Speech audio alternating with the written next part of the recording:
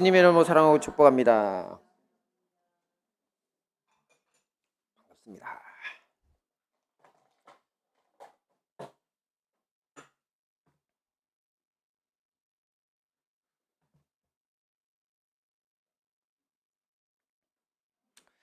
네, 오늘 말씀은 요한계시록 22장 1, 2절, 2절 말씀입니다. 우리 다 함께 보겠습니다. 시작. 또 그가 수정같이 맑은 생명수의 강을 내게 보이니 하나님과 및 어린 양의 보좌로부터 나와서 길 가운데로 흐르더라. 강 좌우에 생명나무가 있어 12가지 열매를 맺되 달마다 그 열매를 맺고 그 나무 잎사귀들은 만국을 치료하기 위하여 있더라. 아멘. 네, 오늘은 우리 모두 아는 것처럼 부활절입니다. 예수님이 우리 인류의 죄를 위해서 십자가에서 돌아가시고 부활하시는 것을 기념하는 날이죠. 그래서 오늘은 생명나무 예수님이라는 주제로 함께 은혜를 나누도록 하겠습니다. 이 하나님의 아들 예수님이 이 세상에 오셔서 참혹한 십자가에서 돌아가실 수밖에 없었던 이유가 있습니다. 다름 아닌 우리가 지난주 살펴보았던 이 선악과 사건 때문인데요. 인류의 조상 아담과 하와는 하나님의 명령을 거역하고 자기 자신들이 선악 판단의 주체가 되어서 타락하고 말았다고 그랬죠. 자, 이 타락의 결과로 죽음이 인간에게 찾아옵니다. 또한 하나님의 형상과 모양을 따라 작은 왕으로서의 권세를 누리던 자리에서 쫓겨나 마귀의 노예로, 죄의 노예로 전락하기까지 합니다. 죄의 노예라는 건 인간 심성 속에서 이제 죄를 짓기 싫어도 지을 수밖에 없는 노예 상태를 이야기하는 겁니다. 또 여러 가지 삶에서 자기가 원하는 삶도 행복한 삶도 못 살아갑니다. 마귀가 허락해야 살아갈 수 있는 인생입니다. 혹시 여러분 사주팔자 얘기 들어보셨죠? 그거 완전 거짓말 아닙니다. 그러니까 사탄 마귀에게 묶인 인생이 바로 그렇게 묶여 있는 겁니다. 자, 이것이 바로 죄의 유혹에 굴복한 태초 인류가 에덴 동산에서 쫓겨난 이야기의 결말입니다. 자, 하지만 이 이야기 속에는 반전의 단서가 하나 숨겨져 있으니 다름 아닌 생명나무입니다. 지난주 기억을 더듬어 보시면 하나님은 선악과를 먹고 타락한 인류가 생명나무 열매까지 먹고 영생할까봐 에덴 동산에서 내보내시고 천사들로 하여금 생명나무에 이르는 길을 지키게 하셨다. 자, 이 내용들이 생각나시죠? 자, 이것은 인류가 타락한 채로 영생하는 것을 하나님이 허락하지 않으셨다는 뜻입니다. 자, 이렇게 되면 영원히 타락한 천사, 곧 마귀와 같은 존재가 되어서 다시는 하나님께로 돌아갈 수 없는 상태가 되기 때문입니다. 마귀는 다시는 하나님 앞에 돌아가지 못합니다. 마귀는 완전히 짐승의 심령으로 이제 영원히 타락해버린 존재입니다. 근데 우리가 선악과 먹고 이제 생명나무 실과까지 먹었다면 그렇게 됐을 거라는 거죠. 그래서 하나님이 막으셨다는 겁니다. 근데 재미있는 것은 오늘날 많은 사람들이 이 발달된 과학과 유전공학 이런 것들의 힘을 빌려가지고 영생을 꿈꾸고 있다는 겁니다. 이게 가능할까요? 절대 안 됩니다. 왜? 하나님이 죄악 상태, 죄인 상태로서의 영생을 완전히 금하셨기 때문입니다. 하나님이 어떤 분이십니까? 그분이 열면 닫을 자 같고 닫으면 열 자가 없는 전지전능하신 하나님이시죠. 그분이 금하셨기 때문에 무슨 짓을 해도 절대 과학기술로 영생하는 건 일어날 수 없는 일입니다. 물론 뭐 좀 더 건강하게 오래 살 수는 있을 겁니다. 우리가 의학이 발달된 것처럼. 하지만 영생을 노리는 것은 하나님이 금지하신 생명나무 실과를 지네들이 만들겠다고 하는 거니까 헛짓거릴 뿐이라는 거죠. 자, 인류가 하나님께 돌아갈 수 있는 길, 그러면 없습니까? 영생할 수 있는 길이 당연히 있습니다.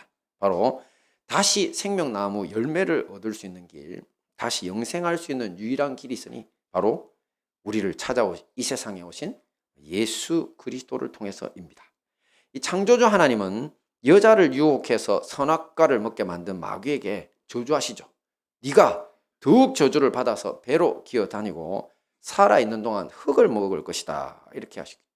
근데 거기에서 흙을 먹는다는 것은 지금 오늘날 뱀의 음식이 흙이라는 소리가 아닙니다. 이것은 사탄 마귀에 대해서 비유적 이야기니까요. 사람의 원래 존재가 어디서 왔습니까? 그렇게 쏘았죠. 흙보다 못한 먼지. 그러니까 흙을 먹을 거라는 건 사람의 영혼을 사냥해가지고 그 의미 없는 존재로 타락하게 만들어서 삼키는 것이 자기 양식이 될 거라는 것입니다. 그러니까 사탄 마귀의 밥이 바로 인간의 영혼이라는 거죠. 그 배로 기어다니면서 계속 그걸 노리는 거죠. 자, 그러면서 다음과 같은 예언의 말씀을 더합니다. 함께 봅니다. 시작. 내가 너로 여자와 원수가 되게 하고 네 후손도 여자의 후손과 원수가 되게 하리니 여자의 후손은 네 머리를 상하게 할 것이요 너는 그의 발꿈치를 상하게 할 것이니라. 네, 여기서 여자의 후손이 바로 마리아를 통해 성육신하신 하나님 예수님이십니다. 보통 인간은 다 남자의 후손으로 기록하죠. 성경에는 아버지 이름을 기록하잖아요, 그죠? 근데 예수님은 여자 마리아를 통해서 세상에 나오셨지, 그죠? 그 마리아와 약혼했던 정혼자 요셉을 통해서 나온 게 아니거든요. 근데 정혼자 요셉은 이제 망해버린 다윗 가문의 출신이라고 그랬죠. 다윗의 왕가에는 들어갔는데 여자의 몸에서 그냥 성육신 하셨기 때문에 여자의 후손인 겁니다. 전적으로. 남자의 후손이 아니죠. 그래서 처음에 여자의 후손이 뭔가 했는데 알고 봤더니만 이런 비밀이 있었던 겁니다. 그 처녀인 마리아를 통해서 하나님이 세상에 오신 거죠. 자, 하나님 예수님이 인간이 되어서 이 세상에 오셨을 때 마귀는 즉각 눈치를 챘습니다. 그래서 이 땅에서 자기 왕권을 빼앗길까 심히 두려워합니다. 그 끝에 어린아이 때 어떻게 했습니까? 헤롯이라고 하는 그 당시 왕을 통해 가지고 찾아서 죽이려고 했죠. 그래서 2살 아래의 영아들을 다 죽여버리라고 했는데 이집트로 도망가는 바람에 피하죠. 그죠? 자, 그리고 또 뭐 중간에 예수님 타락시키려고 40일 금식 끝났을 때 바로 찾아왔었죠. 그죠? 이렇게 예수님을 죽이고 타락시키고 결국 어떻게 하면 없앨까? 이 왕권을 노리는 하나님, 세상에 나타난 인간으로 나타난 하나님. 그러다가 결국 성공하고 말죠. 바로 하나님의 아들 예수를 이제 온갖 협잡지를 이용해 가지고 십자가에 못 박아서 가장 참혹하게 죽이는 것에 성공합니다. 자, 이것이 바로 창세기 3장 15절에서 뱀이 여자의 후손의 발꿈치를 상하게 하리라고 하셨던 하나님의 예언의 말씀의 성취입니다. 자, 예수님의 죽음이 아들의 희생을 통해서 인류 대속을 이루려고 하신 하나님, 아버지 하나님의 계획이었다는 사실을 사탄 마귀가 눈치채지 못했기 때문입니다. 쫄딱 망했다, 그죠? 저렇게 인류를 대신해서 하나님이 죽을 줄 어떻게 알았겠습니까? 자, 이 창조주 하나님이 우리 대신 예수님을 죽게 하시고 마귀의 손에서 전 인류가 벗어날 수 있는 길을 열기 위해 직접 내려오셔서 저런 일을 당하셨다는 겁니다.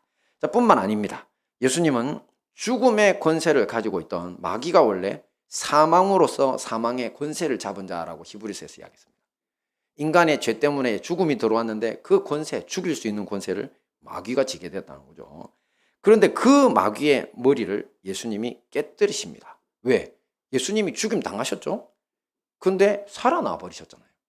마귀가 누르고 있는 권세는요, 사람이 절대 살아 돌아올 수 없게 만드는 겁니다.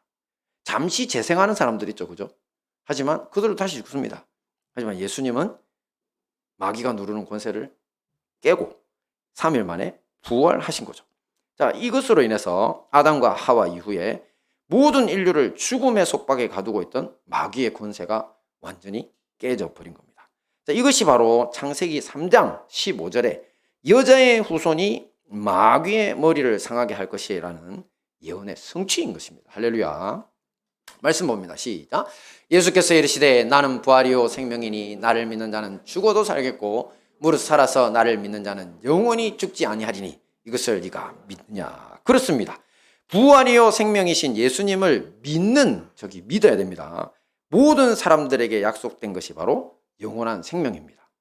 오늘 아침에 우리 막내가 아빠 예수님이 십자가에 못 박혀 돌아가시는 순간 세상 사람 모든 사람들의 죄가 다 용서받았어요 이렇게 묻더라고요. 좋은 질문이죠. 아닙니다. 용서받을 수 있는 길이 열린 겁니다. 예수님이 돌아가신 순간 모두가 다 속죄가 되지 않았습니다. 반드시 그 예수님이 죽기까지 하신 이유, 그리고 우리를 사랑하신 것을 알고 그 사랑에 머리 숙이고 믿는 사람만 그 죄 용서에 십자가 지신 효과가 그 사람에게도 이르게 되는 겁니다. 그래서 예수님이 분명히 십자가 지기 이전에서도 말씀하셨죠. 믿는 자는 영원히 죽지 않을 것이라고. 믿어야 됩니다. 통로죠. 자, 이렇게 말씀하셨는데 바로 이렇게 보면 영원한 생명을 우리에게 예수님이 주시잖아요. 그죠? 그럼 결국 이게 뭐냐면 우리 인류의 타락으로 에덴 동산에서 쫓겨나면서 잃어버렸던 생명나무를 되찾게 된 겁니다. 예수님이 바로 뭐라고요? 생명나무라는 거죠. 자, 우리 인류는 돌아갈 수 없었습니다. 어느 누구도 하늘로 올라간 사람이 없습니다. 그죠? 여러분, 사람이 자기 힘으로 어떻게 하늘로 올라갑니까? 예? 그래서 제가 옛날에 젊을 때 운동할 때 검도도 하고 별의별 운동하면서 마지막 소원이 공중부양이었어요. 그래서 단전호흡을 했다니까. 근데 뜨기는 뭘 떠요? 콩쾅거리고 말고 그냥 뜬다고 해도요, 거기까지밖에 못 떠. 왜냐하면 사탄마귀의 영이 뜨는데 도움 줍니다. 진짜 있거든요. 근데 거기밖에 뜨지 지가 어떻게 하늘나라까지 어떻게 갔다 와요? 안 그래요? 그러니까 뭐 자기들도 입신한다 그러는데 마귀의 세계로 들어갔다 나오는 거지 하나님의 세계는 어디 감히 들어갈 수도 없습니다. 인간은 하늘로 갈 수 없습니다. 대신에 하나님은 어떻게 하실 수 있습니까? 하늘로부터 내려올 수 있는 겁니다. 우리는 갈 수 없지만 창조주 하나님 자신이 직접 생명나무가 돼서 우리 인류에게 찾아오신 겁니다. 자, 우리는 이제 이 사실을 어떻게 하면 된다고요? 믿고 예수님을 따르기만 하면 되는 겁니다. 할렐루야. 자, 이번에는 생명나무 열매와 잎사귀 된 우리를 한번 보겠습니다. 앞에서 보신 것처럼 생명나무 대신 예수님과 그분을 믿는 사람들에게는 이제 영원한 생명이 약속돼 있다. 자, 이런 것을 뭐라고 하냐면 굿뉴스 이렇게 말합니다. 굿뉴스. 뉴스도 보면 배드 뉴스가 있죠. TV에서 해주는 뉴스만 뉴스가 아닙니다. 영어로는 소식이거든요. 그러니까 좋은 소식입니다. 정말 좋은 소식. 아, 이제 우리 인류가 이 타락해가지고 죽을 수밖에 없는 마귀의 노예로 살 수밖에 없는 인류가 이제는 노예에서 해방되고 원래 하나님과 가졌던 영생의 관계를 갖고 있는 길이 예수님 앞에 열렸구나. 자, 얼마나 좋습니까? 바로 이 인류 구원을 위한 복음, 좋은 소식이 행진하고 있습니다. 지난 2000년 동안 세계를 돌고 있습니다. 그래서 온 세상을 통과하는 중인데요. 지금 200년 전에 우리나라에 도착했습니다. 그죠? 그때 선교사님들을 통해서 또 수많은 순교자들을 통해서 피 흘렸죠. 예수님처럼. 그래서 우리에게 전해졌고 오늘날 우리가 여기서 예배까지 드릴 수 있게 된 것입니다. 할렐루야. 지금도 이 복음의 행진은요, 온 세상을 향해 계속되고 있고요. 또 멀지 않은 미래에 이제 부활 후에 승천하셨던 예수님이 다시 돌아오시면 그날에는 우리에게 온 세상 새하늘과 새 땅과 영원한 생명 주신다는 것이 완성되게 됩니다. 우리가 다 그날의 소망을 가지고 기다리고 있죠. 그렇다고 이 영원한 부활 생명이 꼭 미래, 장래에만 국한된 것은 절대 아닙니다. 오히려 현재 예수님을 믿고 살아가고 있는 우리 한 사람 한 사람에게 매일 계속 이루어지고 있습니다. 그렇죠? 이 부활 능력이 우리의 가정에 들어오면 가정이 이혼하기 직전 가정이 화목해지고 또 그 부활 능력이 우리의 학교, 우리의 사회 이쪽으로 들어오면 아이들이 정신을 차리고 장래를 생각하고 장래의 리더들이 됩니다. 그게 다 부활 생명에서 오는 능력들이거든요. 이때 우리가 살아가는 이 땅에도 반드시 있습니다. 자, 이런 것들을 이제 비유적으로 보여주는 요한계시록 말씀이 있습니다. 함께 봅니다. 시작. 또 그가 수정같이 맑은 생명수의 강을 내게 보이니 하나님과 및 어린 양의 보좌로부터 나와서 길 가운데로 흐르더라. 강 좌우에 생명나무가 있어 12가지 열매를 맺되 달마다 그 열매를 맺고 그 나무 잎사귀들은 만국을 치료하기 위하여 있더라. 그렇습니다. 오늘 본문 말씀인데요. 이 요한계시록 말씀은 예수님이 돌아오실 때 우리에게 이루어질 새하늘과 새 땅, 새 예루살렘에 대해서 구체적으로 밝히고 있는 말씀 중에 하나인데요. 특별히 하나님의 보좌로부터 생명수가 흘러나와서 새 예루살렘 성 한가운데로 흐르는 강도 있고 또 그 강 좌우에 생명나무가 쭉 있다. 그죠? 에덴 동산에서는 하나 중앙에 선악과하고 둘이만 있었는데 아니에요. 여기는 쭉 있어요. 그만큼 예수님의 생명이 넘치는 곳이라는 거죠. 그리고 이 생명나무가 달마다 매달 12달이죠. 열매를 맺고 그 나무 잎사귀들은 온 세상을 치료하기 위해 만국을 치료하기 위해 있다. 이렇게 했습니다. 이게 바로 비유인데요. 이것은 진짜 장래에 이루어질 일인 동시에 현재에도 이루어지고 있는 말씀이라는 겁니다. 하나님의 보좌로부터 흘러나오는 강, 뭐라 그랬죠? 성령의 생명수, 성령님 자신을 말하는 겁니다. 그리고 그 생명수 강 곁에 늘어선 생명나무는 누구라고요? 예수님. 그렇죠?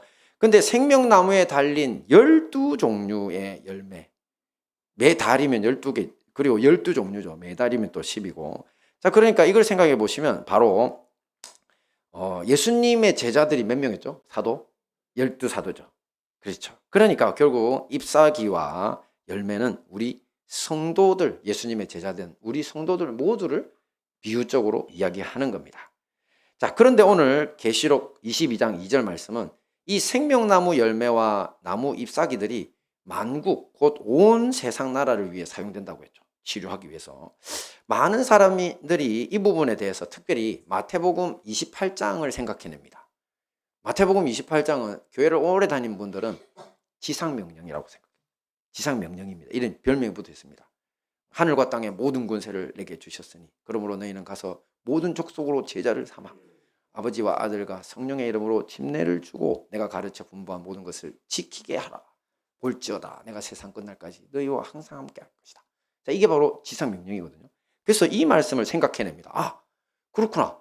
그러면 저 생명나무 열매는 만국 온 세상을 치료하는 거니까 우리가 뭐 해야 되겠다?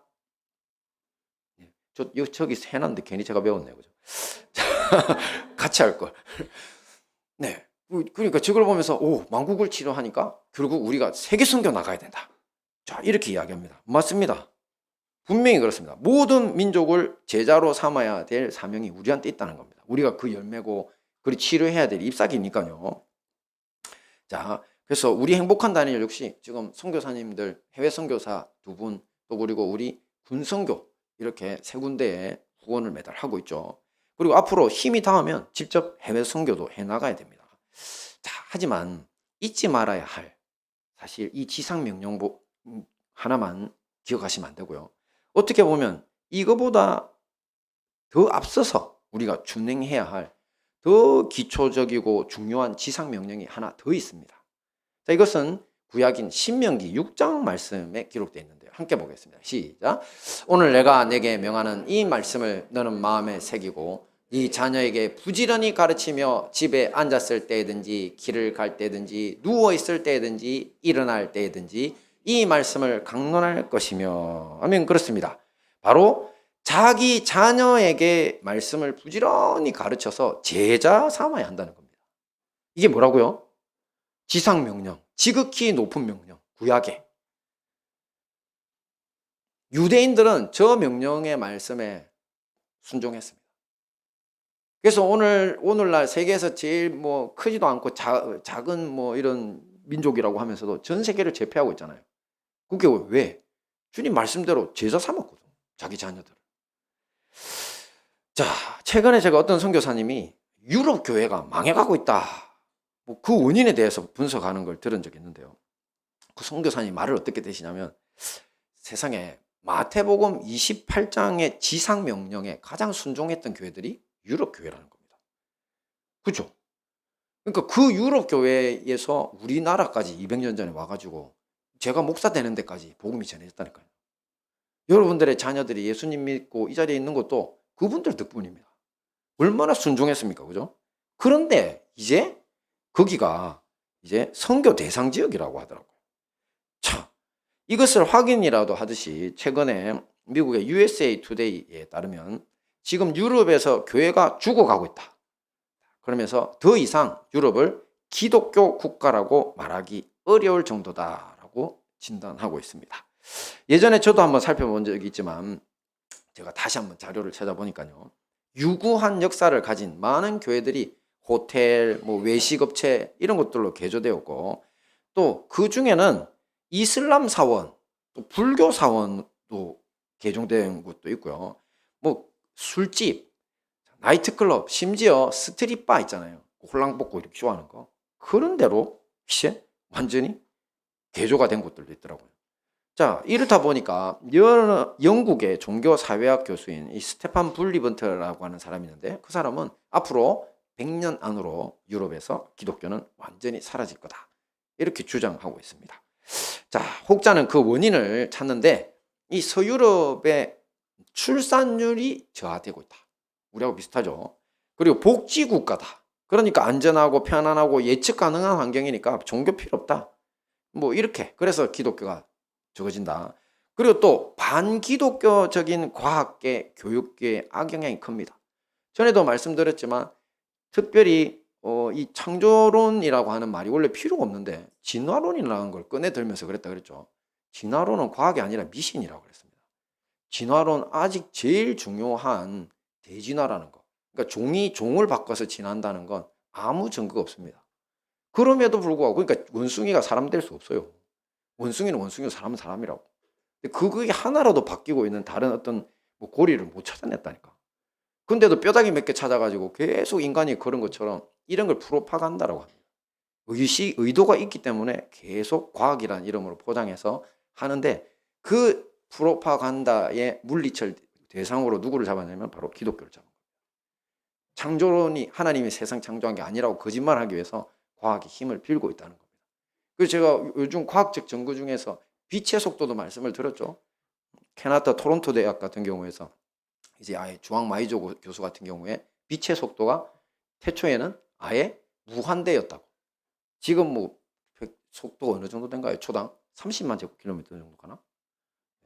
그러니까 그런데 태초에는 무한대였다고. 그래서 지구 역사를 450년이니 350년이니 매년 보면 지난번에는 450억 년이었는데 지금은 350억 년으로 100억 년을 뒤로 당겨가 앞으로 당겼다고. 그게 그런 오차가 거기서 나는 거라고 했죠. 그러니까 과학계도 열심히 사실 진짜 찾아내는 것들을 보면 자기들이 헛된 걸 알고 있는데도 계속 그 헛된 주장을 반복하고 또 교육계도 계속 악영향을 줍니다.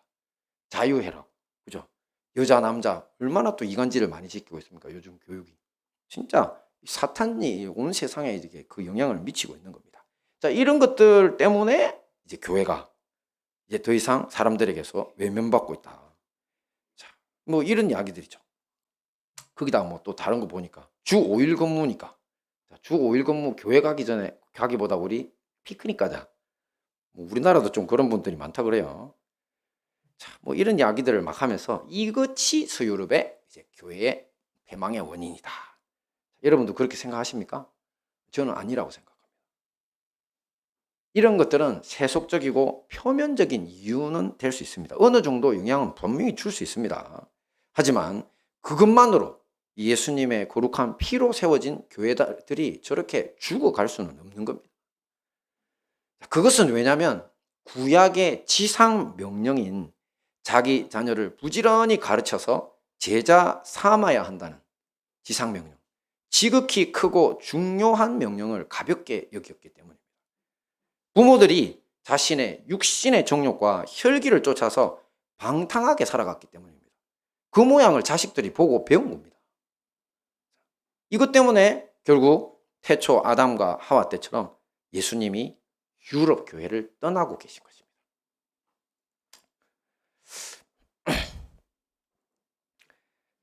자, 이 대목에서 우리 모두 자기 자신을 돌아봐야 합니다.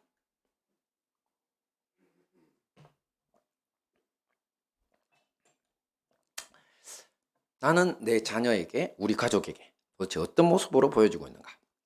과연 내 자식들을 말씀의 지식뿐만 아니라 말씀을 실천하는 삶의 모습을 통해서 부지런히 가르치고 제자 삼고 있는가? 만약 그렇게 살고 계시다면요, 그것만큼 큰 축복이 없습니다. 그러니까 계속 이 믿음의 명문 가정을 이루어 가시고요. 만약 그렇지 못했다면 타락하고 악하고 혈기만 방장한 그런 모습을 자녀와 가족들에게 보이셨다면 지금 당장 이 부활절 예수님의 생명이 넘치는 자리에서 회개하시고 여러분의 삶의 태도를 바꾸셔야 합니다. 우선 가정에서부터 부활 생명이 나를 통해서 흘러나와서 나의 자녀, 나의 가족들을 제자 삼을 수 있어야죠. 그것을 위해서 생명의 근원 되신 예수님을, 생명나무 되신 예수님을 꼭 붙잡으시고요. 이에 더 나가서 사랑할 수 없는 그 누군가를 더 사랑하기 위해서 어떻게 하셔야 됩니까? 예수님처럼 피를 흘리셔야 한다는 것입니다. 자, 그리할 때 예수님의 부활 생명이 여러분의 가정을 적시고 그것을 넘어 온 세상을 살리는 생명나무 열매와 생명나무 잎사귀를 맺게 하실 줄 믿습니다. 말씀을 정리하겠습니다. 태초 인류의 타락으로 에덴 동산에서 쫓겨나며 잃어버리게 되었던 생명나무가 사람이 되어서 우리 가운데 오셨죠. 누구라고 했습니까? 예수님이라고 했습니다. 그리고 우리 자신이 이 생명나무에서 나온 생명나무 열매, 또 사람들을 치료해 살리는 생명나무 잎사귀라고 했고요. 이 일을 위해서 우리가 두 가지 지상명령을 수행해야 하는데, 첫째가 뭐였죠? 모든 민족을 제자 삼는 것, 세계 선교. 또 다른 하나는요, 바로 내 삶을 통해서 우리 자녀들을 제자 삼는 것이라고 했습니다. 자, 이 모든 말씀으로 생명나무 대신 예수님의 생명력을 마음껏 누리고 온 세상에 전파하시는 우리 행복한 다니엘 교회와 형제교회 성도님들 되시기를 축원합니다. 아멘.